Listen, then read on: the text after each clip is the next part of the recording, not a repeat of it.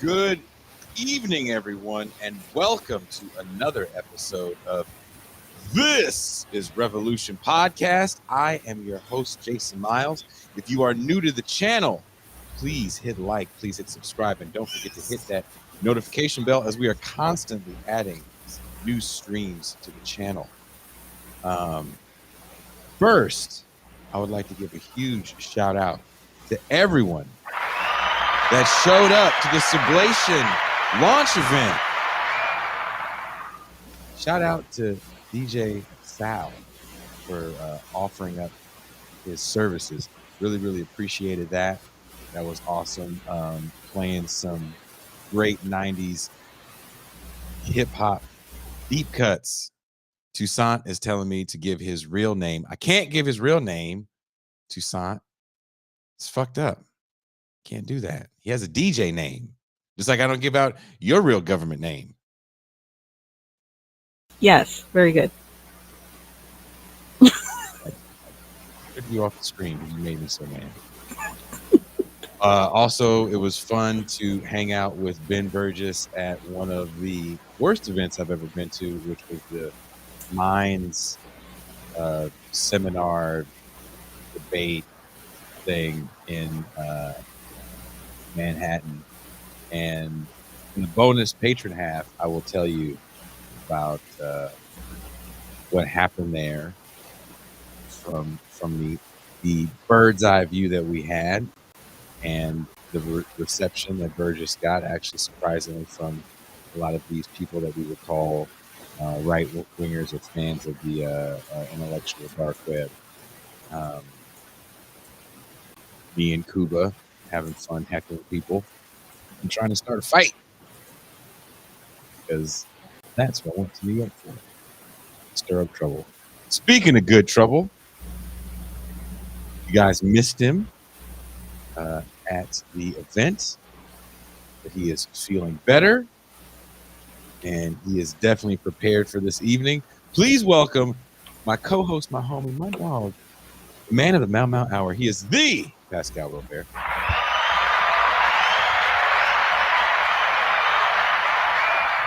Peace and greetings to the chat. Peace and greetings to the audience. Peace and greetings, Jason Miles.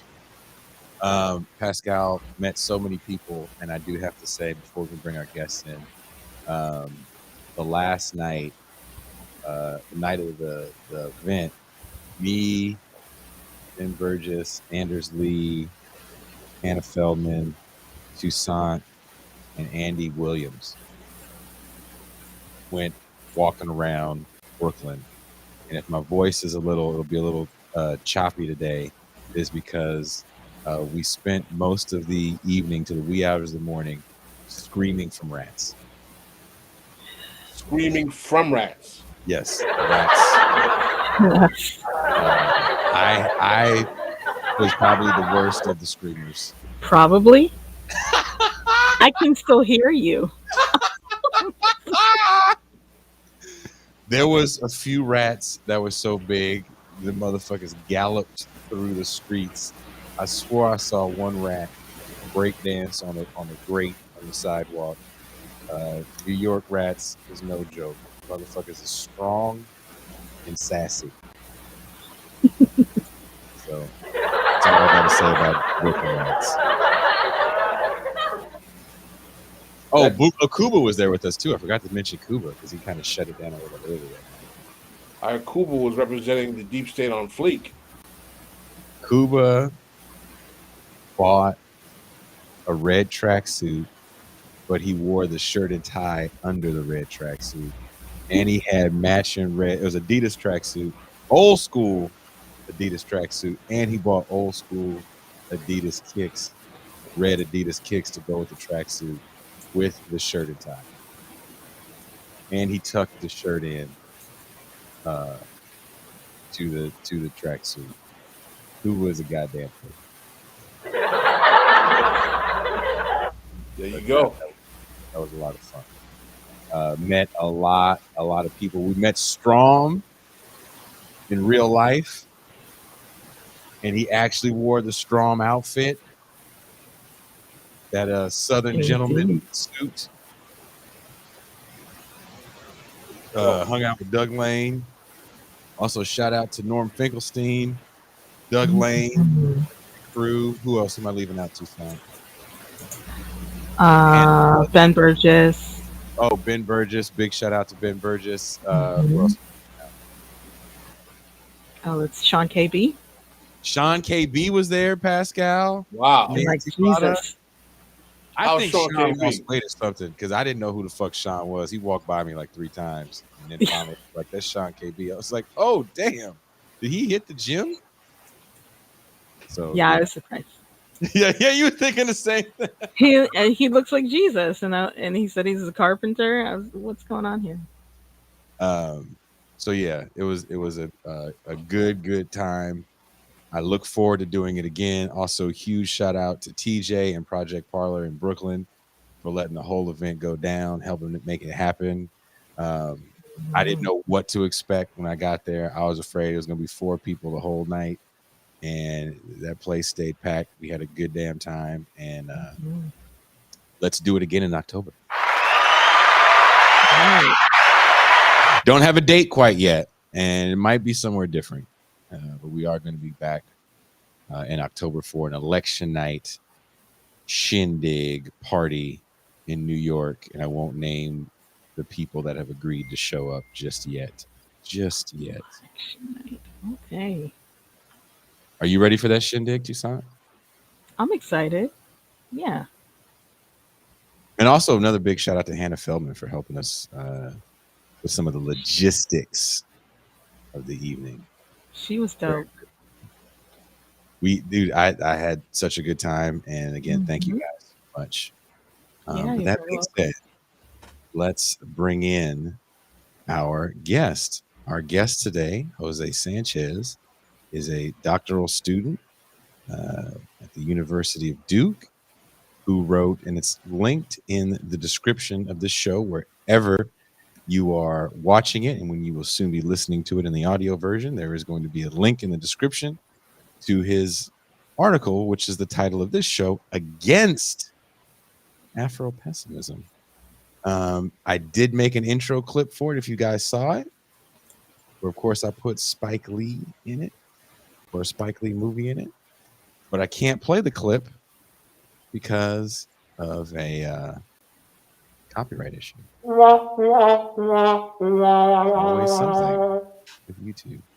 But please welcome, coming all the way live from Brooklyn, José Sanchez. Yeah. Hey, how's it going? Thank you for having me. José, thank you so much for agreeing to come on the show. Thank you for joining us, Jose. Appreciate you coming on to talk about this very timely subject matter that is causing all types of intellectual consternation in Black and even non-Black spaces. Yeah, no problem. It's been something that I've been wrestling with privately and in seminars for the last year or two. So, yeah, thank you so much. So, Jason, would you like me to begin our questioning? Yes, because everybody missed the sound of your melodious voice. Oh, you were the one with the melodious. You were the one with the Colt 45 melodious voice. If you can't dig the sound of my melodious voice. Jose, to really give an introduction for our audience, can you define that which seems undefinable? What exactly is Afro-Pessimism?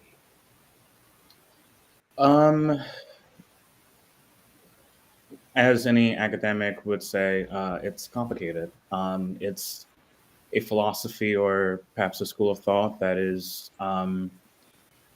new, I guess, in sort of like a discrete contour or discrete form.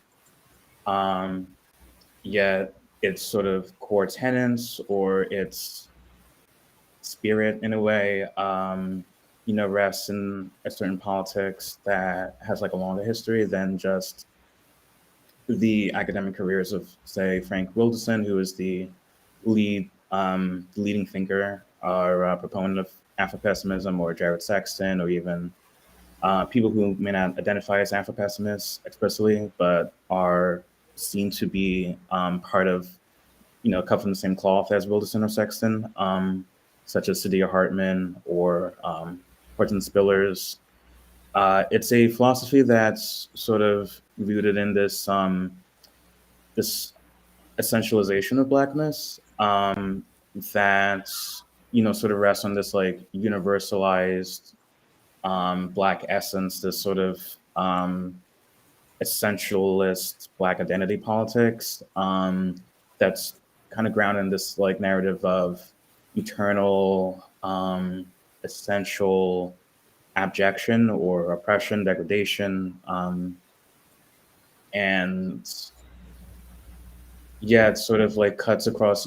People have been saying, have been trying to apply an Afro-pessimist lens to geography, to prison studies, decarceration studies, to history, to literature, to critical theory, to literary theory, and it's growing. And yeah, I don't know. Did that make sense by any chance? No, I understand. I mean, we've talked about it for quite a while. I've become familiar with it over the years through reading excerpts of Frank Wilderson's works. I read some of his essays, and I actually have read some of the books of him and his cohorts.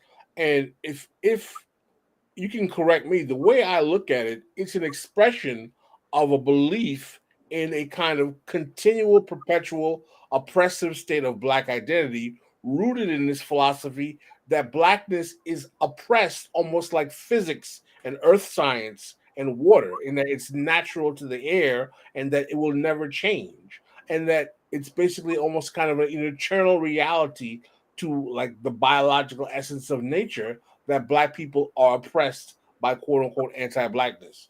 Do you think that's a correct, or am I off in terms of how I would categorize its projection of itself?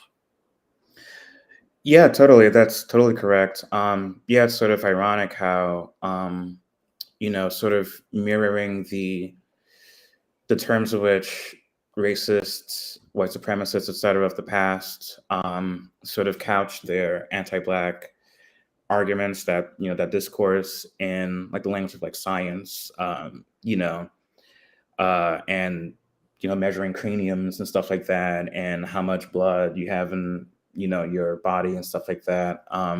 It sort of flips that on its head, or like shifts into this like this like metaphysical sort of register, or discursive grounding, and also like a psychoaffective sort of thing. They're really into Fanon, Frantz Fanon, or at least a bastardized version of Fanon, and a simplified version, a cannibalized version of Fanon. I mean that. Okay, let me pause it right there for a second, and let's take a little bit of a deeper dive into this for just a bit. A lot of these guys are quote unquote Fanon scholars. So how, and this is to Jose, you and Pascal, how do these scholars, so to speak, of Fanon get it so wrong then, if all they do is sit around and read and write about Fanon? Are they just focused on the wrong aspect of Wretched of the Earth and Black Skin, White Mask? I think I'll be very honest with you, is that as much as I find Fanon useful, and I do find aspects of his thought useful, I do also realize that there's this aspect of Fanon's analysis of race that can be applied to many of these same academics, in that most of Black analysis of the quote unquote phenomenon of racial oppression is cohered to a petite bourgeois coterie of Black people who are analyzing the reality of Black life from the vantage of the particular way in which their class position interfaces with whiteness, but at the same time trying to vocalize the reality for classes of Black people who do not represent what they are. And one of the consequences of that reality is that one of the phenomenon that comes to transpire is that the psychological effects of that quote unquote otherization becomes hyper focused. Don't forget that Fanon is rooted in psychology as well. And what I find is that the farther we get from a period of time in which race is the ultimate determining factor in the reality of Black people's lives, i.e., Jim Crow, the farther we get from which the period of time of Jim Crow, which created a universally defined barrier of Black existence, the farther we get from that, the more we get into the abstractions of how middle-class Negroes feel that they are psychologically affected by racism as the definition of what most Black people should define as what oppression is. Jose, I'd like to hear your thoughts on that, Jose. Yeah, I'm not exactly a Fanon scholar. Yeah, it seems like they don't even, at least when it comes to Wilderson and other Afro-pessimist thinkers, and then folks who identify as Afro-pessimists that I've engaged with in person or online, don't even really engage with the later, oeuvre of Fanon, like The Wretched of the Earth, and works that come out of his time, I believe, during and after the Algerian Revolution, right? A lot of it is centered on white, what is it, black skin, white masks? Yeah. Okay, I thought it was the opposite, but which is like an earlier piece, and there's a part in it, and I believe I quoted in the Jacobin essay where he says that the sort of that interiority, that sort of psychoaffective, that mental, almost distillation of what's happening to Black folks on a systematic level. I'm paraphrasing, that he says it's first and foremost material and economic, and then there's a sort of feedback loop into the mind, into affects, into the psyche, that he's trying to like tease out and work through. Yet, I don't know. There's this something came to my mind. I was reading Jameson the other day, The Political Unconscious, and he was talking about how psychoanalysis itself, Freud, for instance, sort of comes out or comes during this moment in which capitalism is just sort of rationalizing society on so many different levels, and sort of compartmentalizing everything, people's sense of self. And so out of that comes psychoanalysis, which is sort of like a hyper compartmentalization of one's own mind as distinct from the wider society around a person, right? So if you sort of like Wilderson, just like base a whole theory or just like on sort of like inculcate psychoanalysis and don't really problematize it and like see it as like part of like a social totality or historical totality, and it's all about like what's in your head. I'm sorry, am I rambling? No. I feel like a lot of Wilderson that I've seen, I haven't read a lot of him. I've read a few articles. Yeah, a lot of it's anecdotal. Exactly. Yeah, it's a work of autocrism, he calls it. Yeah. He uses these anecdotes as proof, and they almost seem overly dramatically silly in a way to prove his point, i.e. he's his wife's slave, his wife is a white woman. Comments he made about his first Black wife. It just seems dramatic for dramatic's sake. Yeah. What do you think about that, Pascal? No, well, first of all, I think that it's literary escapism that he's trying to rationalize into a politics for the sake of actually getting a market niche. Bottom line is that he comes out of English. He's not a political philosopher, and he is creating a period piece of thought of Black social reality that comes at a particular time in history when, one, we know that the rise of this kind of postmodern academic theorization is in colleges and universities that tries to divorce material analysis from higher education. And at the same time, we have Black elites who are hyper paranoid about where the positionality is going to be in the 21st century with the rise of Obama and the diminishing returns on the racial democratic kind of affirmative action type policies that lifted so many of them into the middle class evaporating. I see Frank Wilderson, Afro-Pessimism, and much of this post-civil rights Black thought as a direct demonstration of the psychoses of Black elites who are unwilling to find another way to validate their ability to leverage racial grievance as a means of brokering for their class, causing internal psychoses amongst themselves that comes about in these things that manifest as ineffective politics. And I think that Afro-Pessimism is a perfect example of that, because there's no politics in Afro-Pessimism. Well, is it the gift that keeps on giving then? Is it just a constant racial grievance, almost like racial grievance porn? Well, what it is that it creates, don't forget, is that this creates a legitimization for those who adhere themselves to this school of thought, because they have an authority. They have an authority to get foundation funding. They have an authority to get tenure at university. They have the authority to get white liberal largesse to bankroll them to seem authentically experts on the condition of Black life, which is nothing but a replication of what their own psychoses about dealing with their middle class positions are, dealing with America in a time in which their ability to be ventriloquists for masses of Black people that they don't really actually suffer in terms of the same realities is becoming more and more difficult, because their utility as racial brokers is up for grabs, because the mechanisms that have created them are becoming more difficult. Affirmative action is only going to be lasting so much longer. So what's going to be happening is that they need to find a way to legitimize themselves. So since the traditional pleas for racial democracy have not worked, well,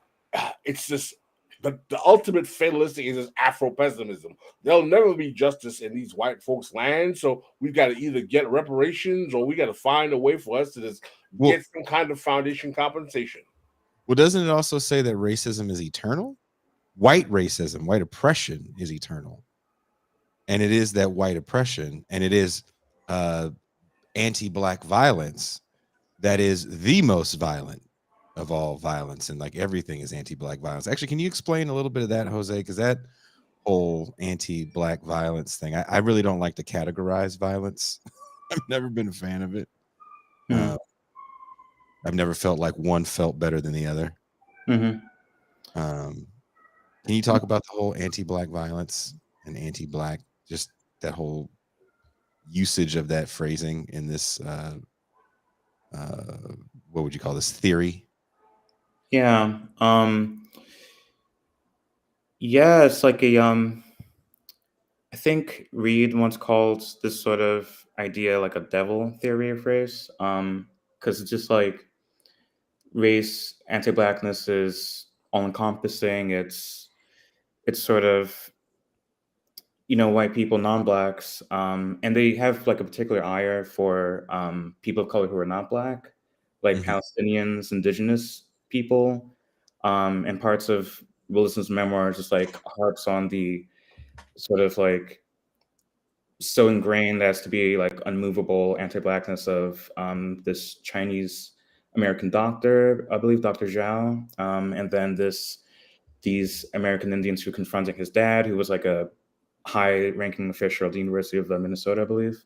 But yeah, it's just like, race, Blackness is, there's no explanation for it. It's not grounded in any sort of like historical or material analysis. There's no mention of class.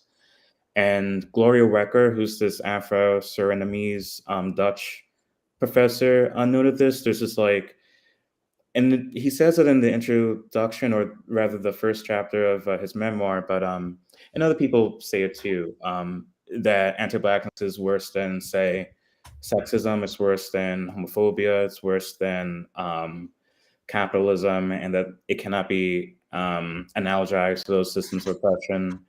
And so it's and of course, a straight, cisgender, Black, like rich man is saying these things, because if he was like a Black woman like Angela Davis, who disagrees with Afro-pessimism, he probably wouldn't, he would probably say like sexism is just as bad as racism or anti-Blackness. Or if he was like gay like myself, he would say that homophobia or transphobia is just as bad and impacts the lives of Black folks just as much as racism. And if he's had to, go fund me his rent before, like I have in Brooklyn, this expensive ass city that I love, he would say that capitalism obviously impacts the lives of Black folks. And it's just like it's just like lost on him and other people. And, people would say or give like a sort of, they'll hint and wink at any sort of, for lack of a better term, intersectional analysis. Christina Chart does that. She talks about like the poverty that her family faced in the wake. But it just goes back to this like unexplainable, this like phantom anti-Blackness that is all around us, you cannot get rid of, that has no beginning and thus it has no ending. You can't get rid of it. So there's no sort of politics to it. Yeah, if you can't, like, how can you change something that's always been there? It's like fighting against the sky or something, or against the moon, or against Satan himself, you can't really have a politics if you have that sort of like metaphysical Black essentialism in your head. Am I making any sense? Sorry. Yeah. Yeah. No, it's that's why one of my biggest problems with this project is that it's completely apolitical and ahistorical, in that it posits this notion that somehow there's this kind of earth science like history between Blacks and non-Blacks that makes anti-Blackness this kind of like physics phenomenon, when there's a direct material history over conflict in time, shifting empires, rising civilizations, conflicts in geostrategic spaces, that explains why people of African descended nations have been used for material purposes to extract labor. This is not exactly a phenomenon that does not have a material history behind it. But yet Afro-Pessimism completely ignores that and makes it seem like, no, it's always some kind of ontological way in which, and it's just a mystery that we must adhere to. And there will be nothing that will ever remedy it until we come to this great ending. Like, there has to be some kind of like, so my question whenever I hear these fools talk this nonsense, so when are you picking up the spear or the shotgun for the race war? He doesn't have to. He's a tenured professor at Irvine, University of California. So just like, he's cool. I mean, he's comfortable, right? Like, there's no sort of, he doesn't have to, I don't want to reduce people's ideologies to their status, right? I think things are more complicated than that, but I think,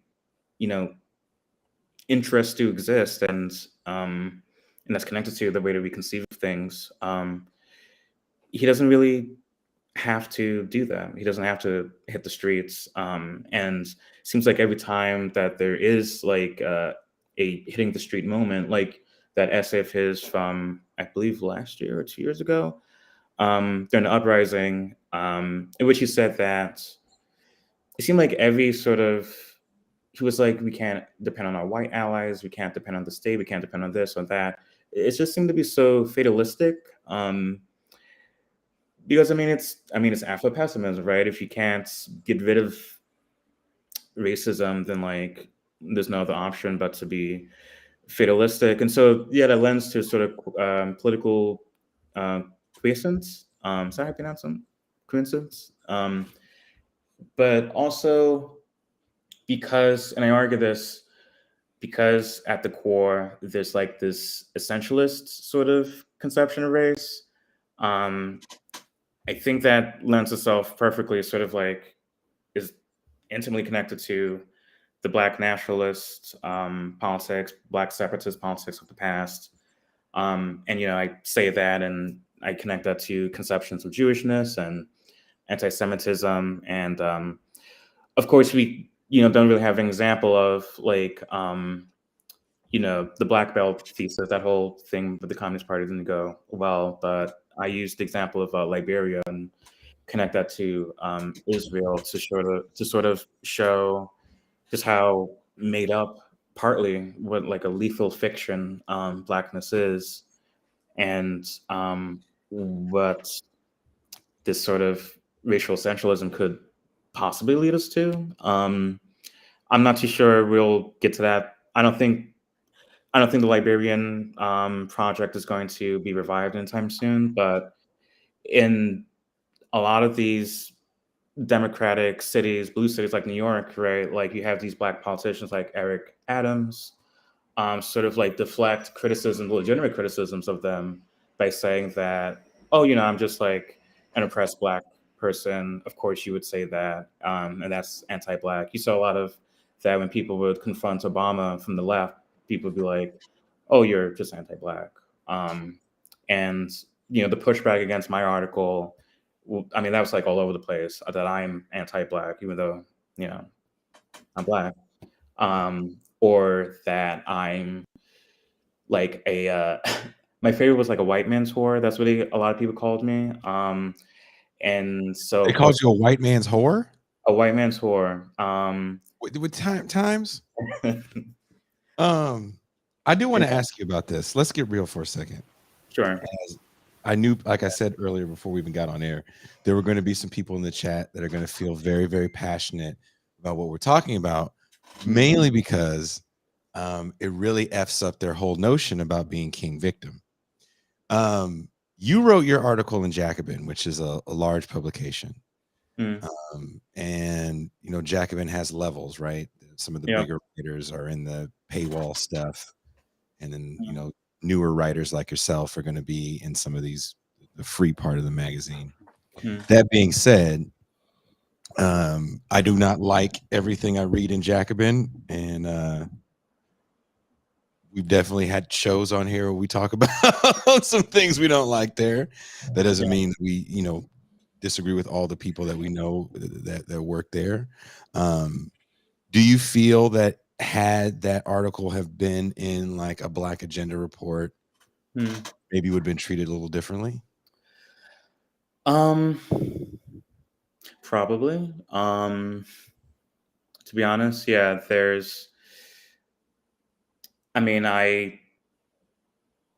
be transparent, am friendly with No personally, a lot of people in the masthead. And I live in Brooklyn. I'm in the central Brooklyn branch of the Democratic Socialists of America. I was on the organizing committee before, and organized other things. So I'm close to them in a way, but in a way that I am not to say the Black Agenda report. So yeah, it probably would have been received differently if it didn't have, reputation of being like, I don't know, like DSA. Yeah, milquetoast left, almost liberal, etc. But I mean, I don't really give a But what the irony is, where does Wilderson write? Yeah, exactly. Wilderson's not writing in Black Agenda report. He's writing in the Nation or something. Yeah, that's the thing. The guy these people love, that they champion, who knows nothing about and cares not. He teaches at UC Irvine. You think people that look like Frank Wilderson go to Irvine and ain't dribbling a ball? Yeah. Seriously. So, he's not teaching at Compton Community College. Yeah. Or CUNY, where I actually went to for union semester. But he loves telling you about how every time he's around a white person, they got to say something about you're okay, but not all the way okay. I can't stand it. And for people to be like, well, this cat wrote this article in Jacobin, it's like, well, where's Frank Wilderson writing? Yeah. Like, and seriously. Is white. He has a white wife. He has a white wife. That's his, and he calls himself her slave. Like, I've been with white guys. Yeah. I've been with white guys. I'm not into that sort of slave play, race play stuff. So that's not me. So call me white mentor however much you want, but I'm not that. How did you feel though when someone has the audacity to call you the white man's whore when their hero calls himself the white man's slave? How is this any sort of ideology of upliftment? how does this? What is the end goal in your? Mike V says the sunken place. What is the end goal of Afro-Pessimism in your guys' opinion, Pascal and Yo, fat back and biscuits with tenure and foundation money. That's all the end goal is. That's all the end goal could be. This is this is the same liberal. This is nothing but hashtag politics with tenure. All right, it's the same bullshit that we see over and over again with overeducated Negroes who are basically pissed off that they have to deal with white folk who ask them questions like, "Wow, what do you use to perm your hair?" And microaggressions turn into the racial hostility of the day. So they end up coming up with these crap theories that have nothing to do with the fact that Black people need jobs that can help them pay their bills to justify the mediocre lives as racial ventriloquists for the majority of Black folk who they don't even interface with. It's a con game.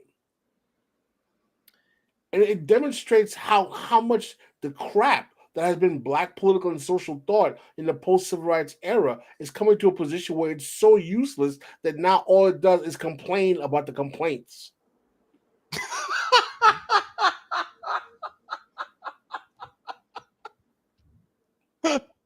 Yeah, I agree. I mean,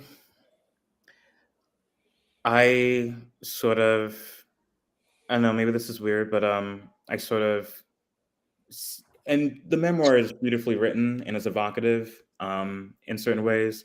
he comes out of literature? Yeah. I mean, it's a great memoir in a certain way, but like, and I saw myself in him in that, I was mostly raised, out in Jersey, in a predominantly white suburb.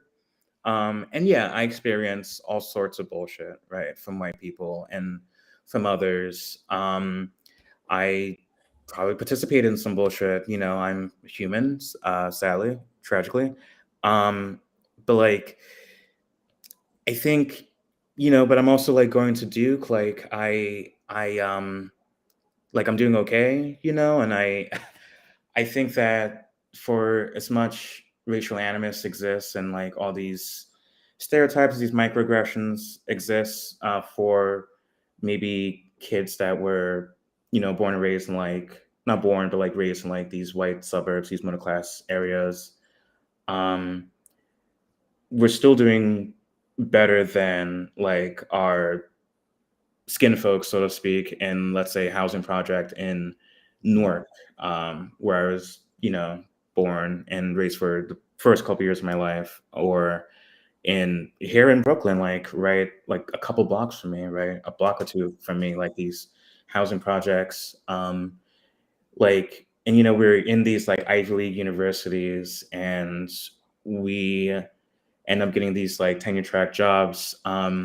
Like that's not comparable to the poverty that so many Black folks, so many Latinos, Afro Latinos like myself experience, Afro Puerto Ricans here and across the hemisphere. And so I feel like maybe he just needed to like get some therapy or something and just like work through all the stuff that happened to him, because he ended up being fine. And like the microaggressions suck, but they're not.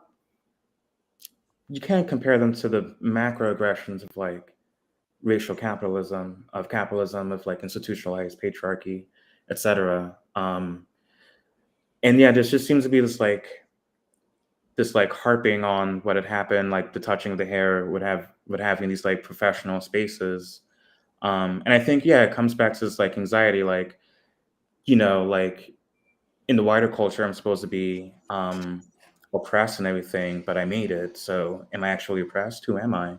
But if Blackness is eternal degradation, but I'm a tenured professor, or I am the president of the United States, or I'm the mayor of the wealthiest metropolitan. Won't they tell you though? Because someone might call you the N-word, ergo that is your oppression. Right. Which is like nobody should call anybody the N-word, but that's not oppression in the bigger historical macro sense. Yeah. So it's just like, I don't know. Sorry, it's my roommate's dog. I don't know where it comes from. I guess this I I don't know, this like this anxiety, I guess, this like middle class petite bourgeois anxiety, this anxiety of the intelligentsia, integrated yet and comfortable, yet still marked by the color of their skin in a way. I don't think it's accidental that the main arbiter of this school of thought in the millennium during the age of Obama is Ta-Nehisi Coates, who was primarily frontlined to be a cheerleader of the Obama project. Yet when the Obama project is deemed to be a failure for Black voters with the rise of Trayvon Martin and a variety of other factors, all of a sudden he reverts to Afro-Pessimism. Like, well, if we can't have our first Wall Street manufactured Black president be accepted and save us, then everything is damned.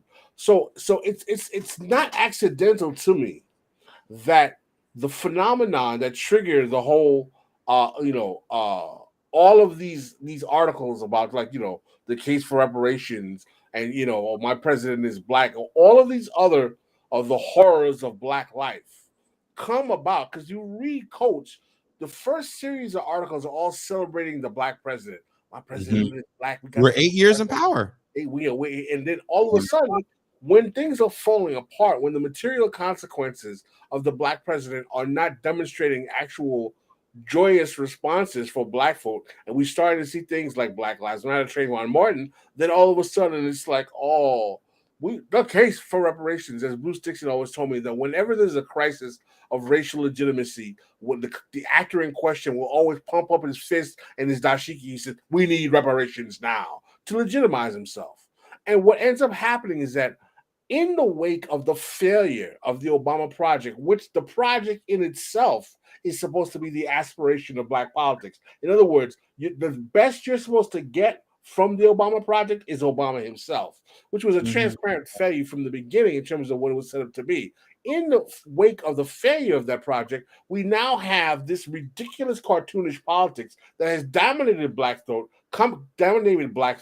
that was ventriloquized, particularly through Coates, with Afro-Pessimism, with reparations, and the quote-unquote Black agenda that has now subsumed all of Black politics, which is born out of buying into a lie in the first place, that this Wall Street manufactured con man is going to somehow uplift the race. And people wonder why I don't take these clowns seriously, because I know where the bullshit project starts and where it comes from. Well, this is another thing that I love, and I'm sure you got this, Jose. Did people tell you that you didn't understand what Afro-Pessimism was and you were missing something? Oh yeah, all the time. People They never told you what you didn't understand, right?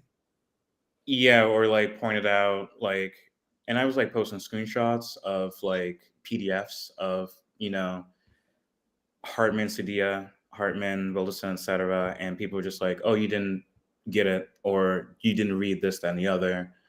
And like, sure, I didn't read everything that they've written. I didn't annotate everything that they've written, but like, what exactly is wrong with what I'm saying from that comes out of what I've read so far? And like, why am I inaccurate? So they just like never really. It's just like, I think you called it the gift that keeps on giving. There's just like something. I mean, if race, if anti-Blackness is all in our heads, right, and it's like invisible yet ever present, if it's just like phantasmagoric in a way, then anybody that opposes this line of thought has to be a white man's whore, right? They have to like psychoeffectively be sort of like invested in anti-Blackness if anti-Blackness is sort of outside of history. I hope that makes sense. Yeah. I mean, you talked a lot about Liberia in your article. And again, I love when people talk about how Afro-Pessimism is such a good tool, much like intersectionality is some sort of like good tool to use for people to understand discrimination, not even discrimination, racism. I don't think people really understand from an academic standpoint, like the people that write these books, that's where money is. People that make these films. There's a reason why Ava DuVernay is going to make films on the horrors of Black life, right? People loved 13. That was horrible.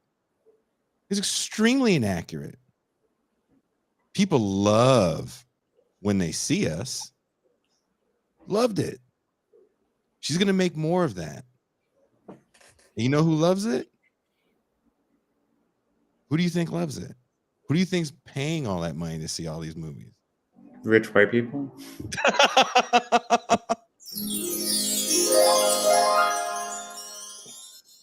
That's where the money is.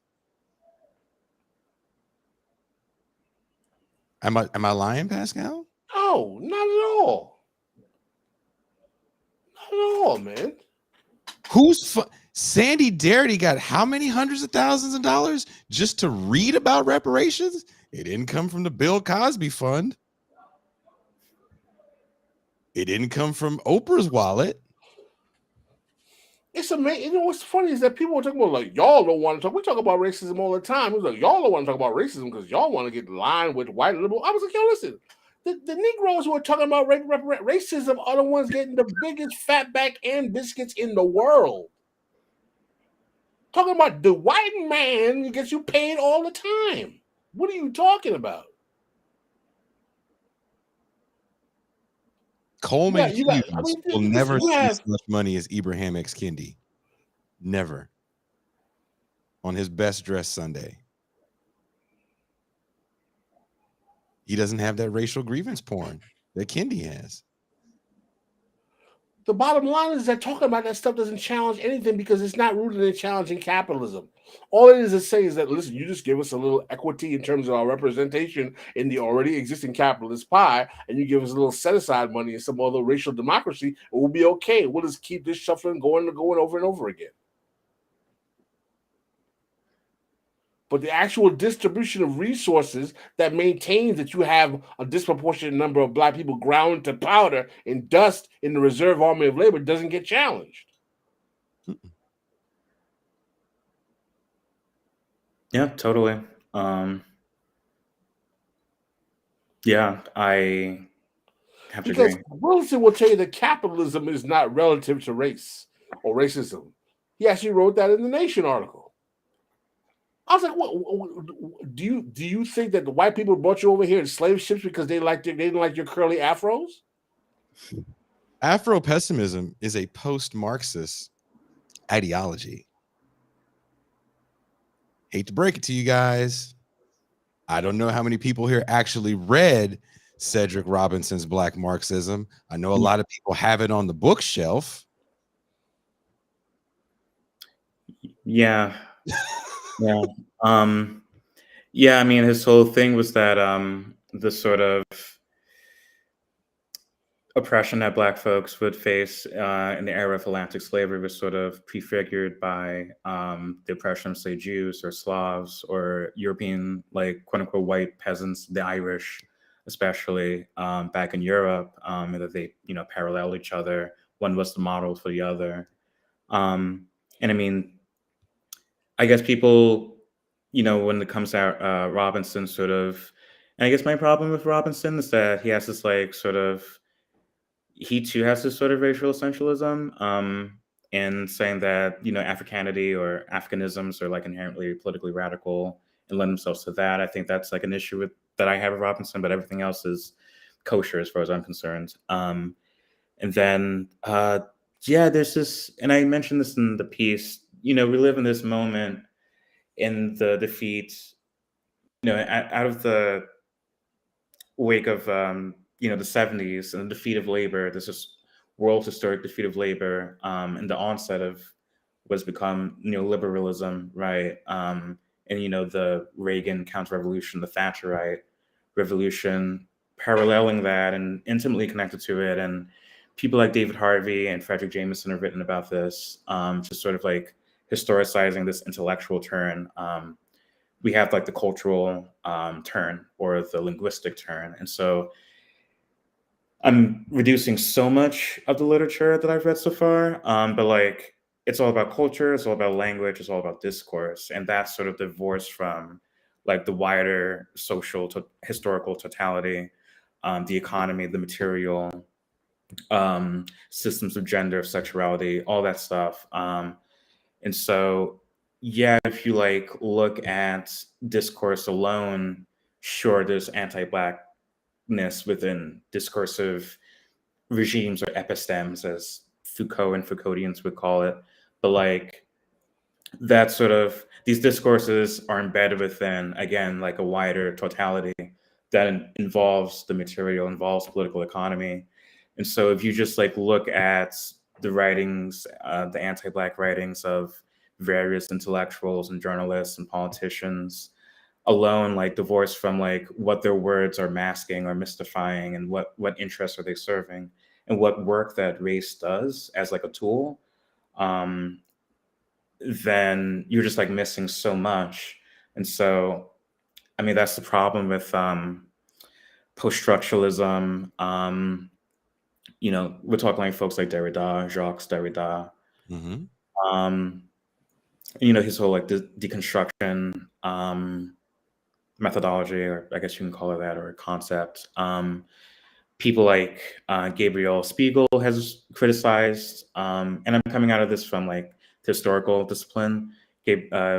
Gabriel Spiegel has written, criticized the historical turn in the cultural linguistic turn in history. And then William Sewell, in Logics of History, has written about this intellectual trend as well. And again, David Harvey and Frederick Jameson have like given it like a wider sort of like historical context, this discursive or intellectual or academic trends that I see Afro-Pessimism as like a symptom of, because it's all about, again, like the psyche, affect, discourse, divorced from class, from political economy, and from history, really. Sorry, am I rambling? Did you have a question? I feel like I just well, no, I think the postmodernism. I think the postmodernism point is kind of a big.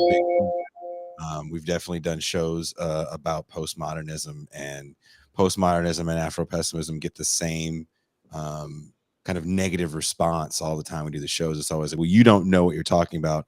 You're not talking about real postmodernism.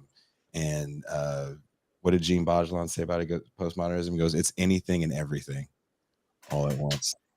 I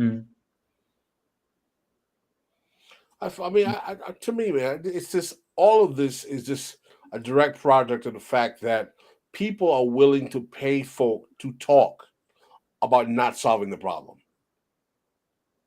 That you can make money talking about not solving the problem. If you don't want to talk about the way in which capitalism requires that people are ground to powder in this country and challenge capitalism directly, then of course you're going to get people like David Brooks who are going to say, yeah, we should really look at Afro-Pessimism. I mean, what does it tell you that a conservative in the New York Times like David Brooks is literally touting Frank Willison's book on Afro-Pessimism and talking about people should read this? The reason he's doing that because Brooks is telling you this is not going. He knows this is not going to challenge anything. The same reason David Brooks will tell you, like, yeah, maybe we should look into reparations, because he also realizes that's not going to challenge anything. Because David Brooks's ultimate goal is to make sure he's protecting the hierarchy of capitalism and how it works for people of his class. Yeah, if you have like a couple of black faces in the room, in the boardroom, then that doesn't, like, we're supposed to be burning down the boardroom, right? Like, yeah, totally. I think I've always thought that was pretty suspect.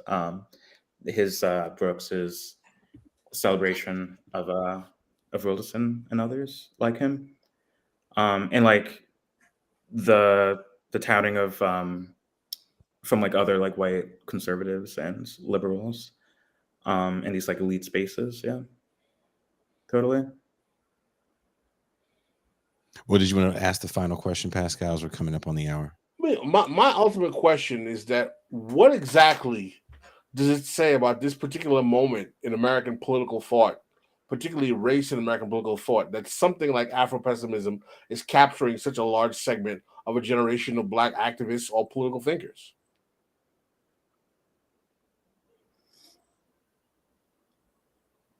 I think it's something bleak. It's something disappointing. I have encountered otherwise extraordinary and admirable people in the academy, in organizing spaces, movement spaces, and otherwise like brilliant thinkers and writers online and elsewhere, sort of like get into this like worldview and espouse these politics. And it just always struck me as like kind of contradictory, right? Because again, if race has no history, if blackness has no beginning or anti-blackness has no beginning, then it doesn't have an end, so you can't get rid of it. Why are you, like why these writings, why this line of thinking, of reasoning, if you can call it reasoning, or maybe reading from like a catechism or something. With all due respect to people of faith, but I guess things are pretty fucking bleak. I mean, there's a lot of reason to be pessimistic. Are people still catching hell? Hmm?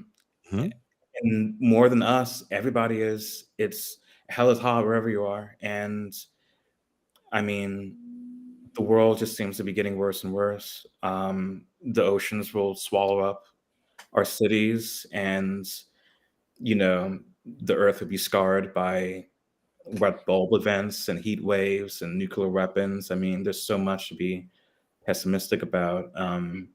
There's a lot to sort of attribute to some sort of like primordial evil. There's like evil all around us. I understand that, but we can't give up. You gotta keep the faith always, no matter how hot hell gets. And I think, going back to what I said earlier, there's this like cultural or linguistic turn in the academy, and that comes out of like I said, the defeat of the labor movement, and that's connected again to this like wider pessimism, I guess. But I think there's a pushback. I think the trends in the academy are changing. People love Adolfried. I think people are getting back into him. I think he's been proven right in a lot of ways, by Obama and by like the Black political class and their media acolytes, sycophants, shall we say, in the mass media and academia. I think a lot of people who are just like energized by the uprising, and with that uprising, I mean, I was getting chased by cops in New York here with like white friends and friends who were not Black, and we were all catching hell. And I think that moment sort of like prefigured what we needed, which is like this multiracial coalition of working class people to overthrow once and for all the bourgeoisie, and capitalism. But of course, we're going to have these comfortable middle class Negroes and otherwise, who are saying that nothing can change, that nothing has ever changed, but we got to keep fighting. There's the only alternative is just like death, and we can't have that. We have to keep fighting. So, I hope people, have read my article. I hope they like it, and I hope they keep reading. And yeah, I think it's a bleak moment. I understand why people are turning to this. Yeah. Did I I answer agree. your question? No, I agree, and I think we said this. We had a call earlier, a pre-show call, and I told you I feel like we are in a moment right now where people feel defeated. There was a movement that comes out of Sanders and then actually Trump, where people were thinking collectively, but there was a lot of hero worship put into the potential of elected figures saving people, and not people saving people. And their idea of socialism was we're going to elect the right socialists And when those people lost, I feel a collective feeling of defeat. And now we just regress into racial grievance politics, because you can always win the moral fight. Exactly. Yeah. Like the small shit, Yeah. And yeah, I went down with comrades in the DSA March 2020 to Charleston. And then I went up to Boston to campaign for Bernie. I voted for him in 2016, campaigned for him, and everything that follows, crushing, absolutely crushing. The uprising gave me hope. I haven't felt that much hope in so long. I haven't felt that way about the world since until Friday, I guess, when the city sort of rose up against the Supreme Court's decision. I haven't been in a protest like that since the uprising up until Friday. I think we just have to, the sort of unraveling of the uprising and how it was just like channeled into. I mean, to have Eric Adams win in this city, that just like went into fucking flames, really, went up into fucking flames. That was crushing. Again, I understand the pessimism, but earlier I was just canvassing for one of our candidates running for state assembly, Sammy Namir Olivares, another queer person of color like myself, a comrade. We have other races throughout the city.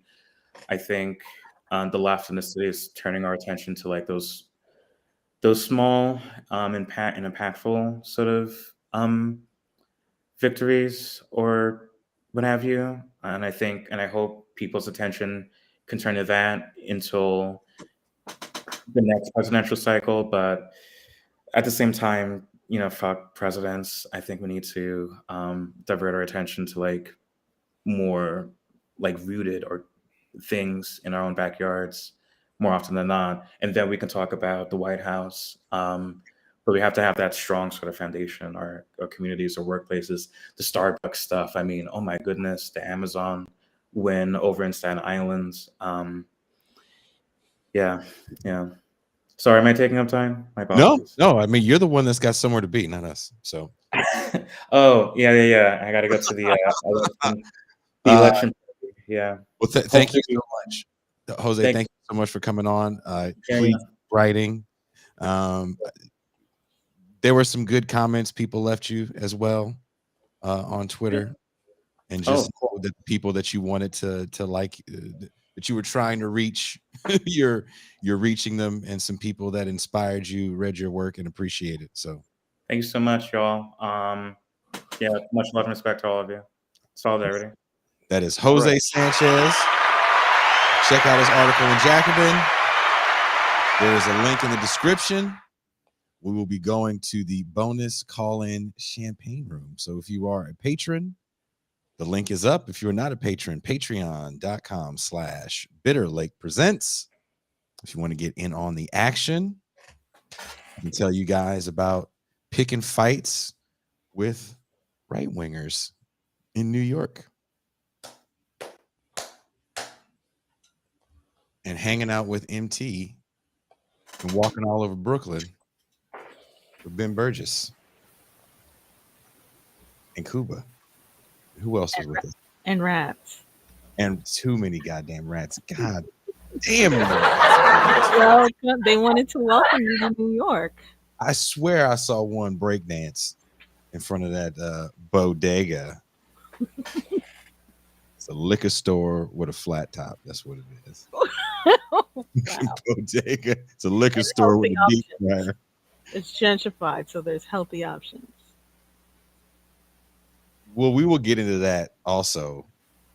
And you ate all my fries. You and Andy ate all my fries. Ben too. I'm snitching. Ben too. He has bigger hands than me. Well, thank you guys. We enjoyed the conversation. We definitely enjoy even a little bit of the pushback. It keeps us on our toes. If you disagree, leave a comment and explain why you disagree. And on that note, we are Out. Out.